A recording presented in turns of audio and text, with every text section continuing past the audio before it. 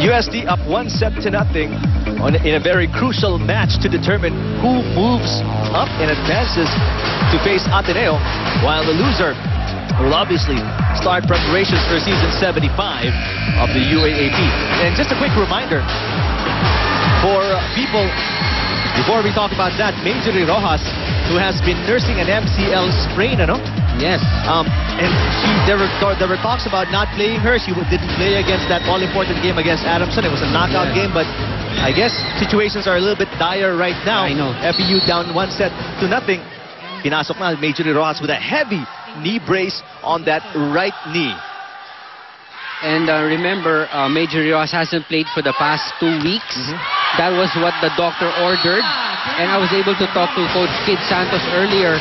But she was given a green light. She was given a thumbs up by the docs to play. So walang problema when it comes to the physical aspect of her knee. But it's really the mental aspect of...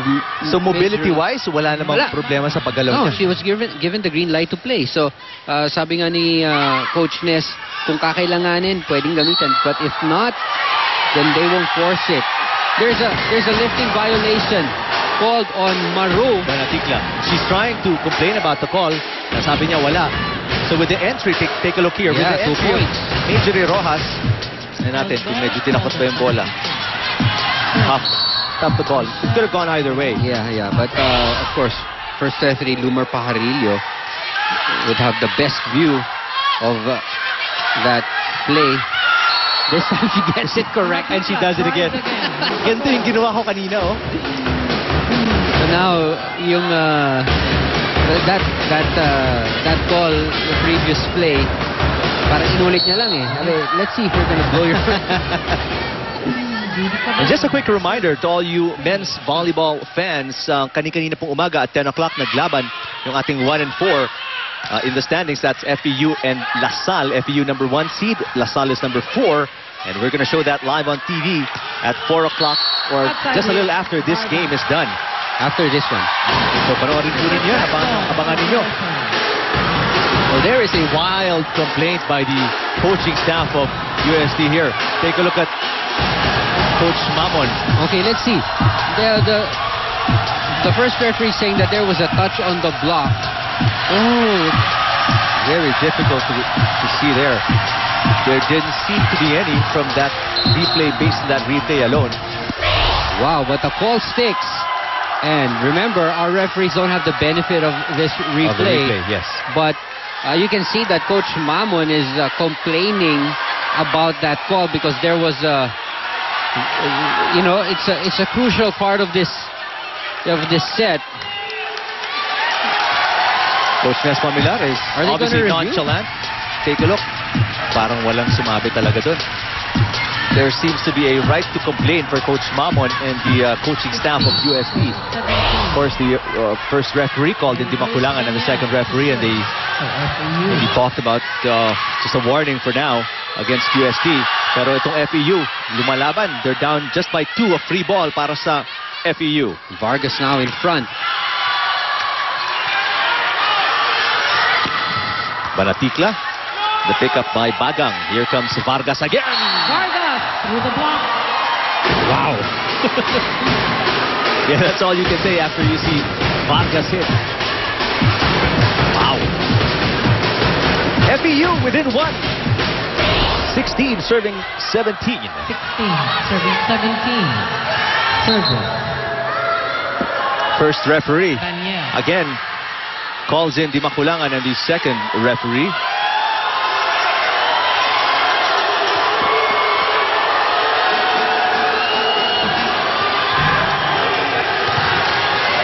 And I think there's a message. There's going to be reprimand. Gustong ipaabot na message ng referees through Dimakulangan papunta kay Coach Mamon. Warning on the coaching staff. Oh, there it is. Of USC for, I guess, excessive complaining. I saw Coach Mamon only clapping, so I don't know.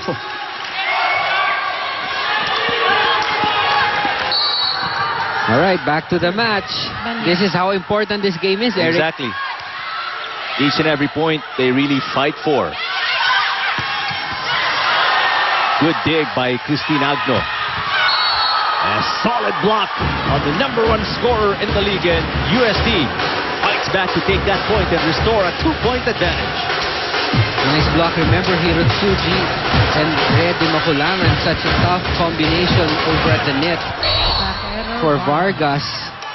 And of course, if you're Vargas, you're looking at the smaller defender. Pinadaan niya kay Di Makulangan, pero malaki pa rin. Reyes not that small. Oh, nice. That's what you miss without having Major Rojas on the floor. Those smart plays. I'm just so happy for Major because I was here during that injury and I thought she was really gonna be miss the season, ano? Oh, entirely. But now the way look at she her. crumbled to the Back. floor. Yeah. She's back. She's scoring. She's blocking. And she's serving as well. 17-18. Attack from Micah Ortiz to establish tempo and momentum. Ang taas ng set, but look at kung gaano nakataas inabot. Look at that. Yung ulo niya lampas doon sa net to hit that ball. Wow. 19 serving 17. Vargas. Ooh, nice. And she answers right back. These are huge points for Vargas. Huge points. FPU really needs Vargas to be full force and overflowing with confidence, because wherever she goes, that's where FPU goes. Maybe she hasn't, that hasn't really sunk in that she's the #1 attacker, no? Hindi pa niya siguro masyadong nare-realize. Ikaw yung leader, ikaw ang number 1. Ikaw ang tinitingnan. 20-18. Pag medyo nag-falter ka, ganun din ang magiging effect sa entire team. As Banaticla attacks and again, back to a 2-point lead para sa USD. This is a very close set, very crucial one.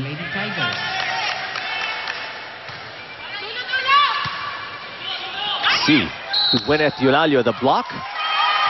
There is a crossing violation against Giselle C. Crossing violation. A timeout by Coach Nes Pamilar. That's a 3-point deficit they're staring at right now. Pakinggan natin ang FEU. So, pakita mo siyang gumanon. Ang setter gumanon. Sundan mo kagad para paghabol nito. Toro, atras. Ha? Nakuha ba? So, ang gagawin niya, pag naka-receive yan, sigurado, puro running yan.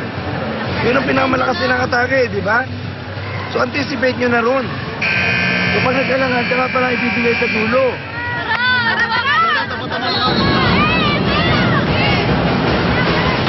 The worst place to be in right now, if you're one of these teams, being down 2-0 in a knockout game. That's true. So hard to recover. Obviously, there are 5 sets to play, pero it's very tough. 2 and 3 straight sets in a pressure-packed situation such as you don't want eliminations, ano?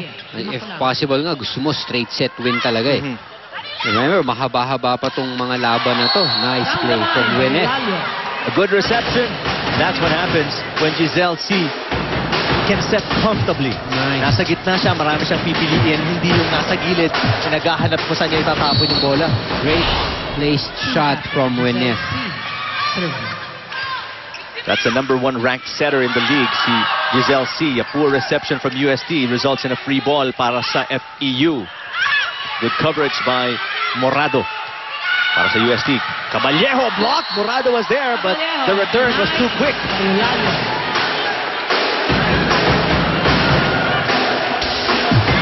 Look at this.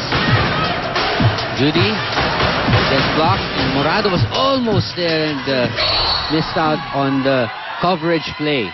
2 straight points for FEU coming from Gwyneth Eulalio. 1 attack, 1 block. Over reception from Vargas. Here comes USD. Reyes. FEU just needs 1 point to tie. Bagang. Oh, a net violation against USD, and that's exactly what they don't need right now. Caballejo, back-to-back errors. Tied at 21. 21 all. Wow.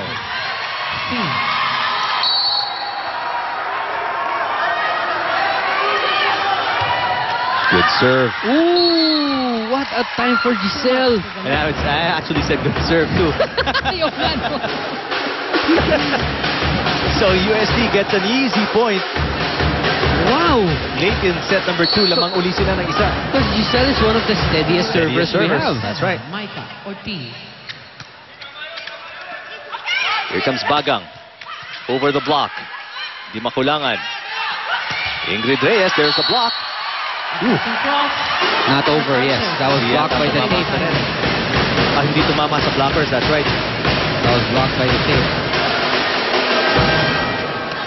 Substitution. So Coach Mamon has seen enough from Ingrid Reyes and puts in Lastimosa onto the playing court.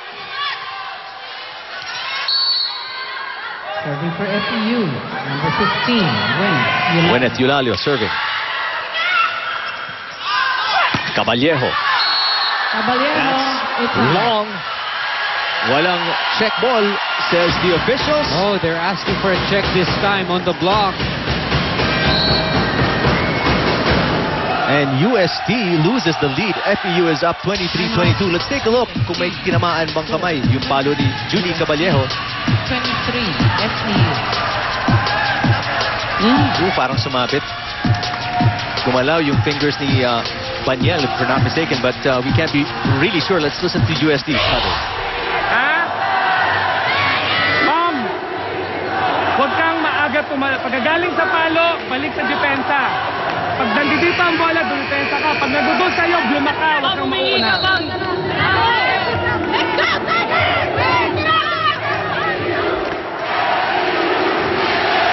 UST has gotten the shorter end of the stick, so to speak, when it comes to the calls here in set number 2. But obviously, that's part of the game. Yes, that's so true. hindi mo pwedeng isama yun na nalugi ka or something like that. It's part of how the game is played. Now they will just have to fight back. They are down by 1. FEU serving 23-22. But Banyel with a solid block on the Caballejo hit. And FEU is at set point to tie it up at 1 set apiece. Marjorie Rojas being a factor. Remember, it was after she was put back in that FEU started to take control of this set. Serving to close out the set is FEU. Lastimosa. Oh, what a missile that one is. Wow. Fresh off the bench. See Pamela Trisha Lastimosa with a point that USD had to bleed for, pero she's pulled out, and Ingrid Reyes is back to serve for USD. And they still have to save one more set point here. Timeout by FEU. Pakinggan natin si Coach Pamilar. Last one na, Yankee, re-receive lang tayo. Tatlo silang dyan, ha? Saan nakapwesto? Ito na si Bicol. May! Winona. Hey. Yan naman maigil. Isipin natin sa gitna. Okay? Discard mo na. Pwede mo pag gano'n si May. Option na. Pwede si May, si Bicol, pwede si Winona, si May, gano'n, ha? Pero ikaw, di discard yan. Kailangan mo na para magawa yun. Lumisip tayo na mayo. Perfect timeout by Coach Pamilar. They will be receiving the ball here as you take a look at Rachel Andakis cheering for her former team. Yes. Receive sila because service ni Ingrid Reyes of UST. So if they can receive properly, makaset up, tapos to. So let's see if Ingrid Reyes was iced by that timeout of Coach Ness. That's a good reception. And the finish by the factor. Dito sa set number 2, Marjorie Rojas really turned things around for FEU and the fans inside the arena in San Juan. We're tied at 1 set apiece. Marjorie Rojas, I'm sure that she's feeling very, very good right now after scoring that point. So FEU, after a poor start in set number 2, sila naman ang bumawi. We're tied 1 set apiece, 25-22, 23-25.